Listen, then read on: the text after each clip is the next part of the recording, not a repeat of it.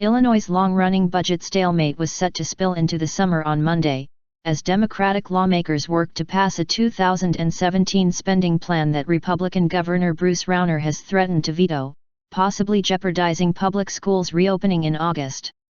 As a midnight Tuesday deadline to pass legislation approaches, Rauner and his Democratic rivals who control the state legislature reported no headway toward ending the 11-month-long dispute that has left Illinois as the only state without a full operating budget for the current fiscal year.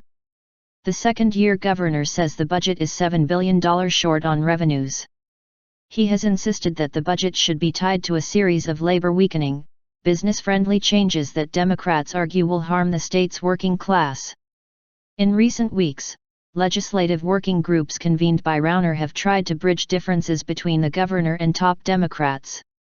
Rauner and the Democratic legislative leaders met for less than a half hour on Monday, with House Speaker Michael Madigan declaring plans to keep his legislative chamber in session during June, when a tougher 3/5 majority vote is required to pass a budget.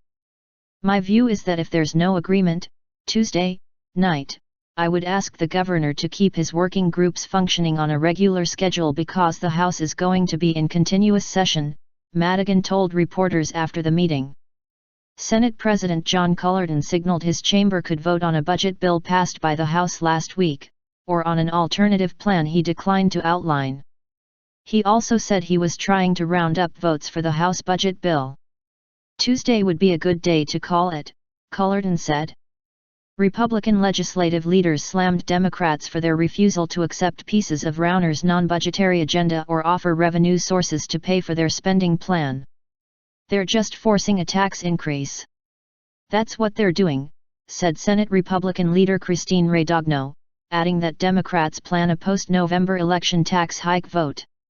Contained within the Democratic spending package is a $760 million increase in funding for Illinois' public school system for the fiscal year that begins July 1.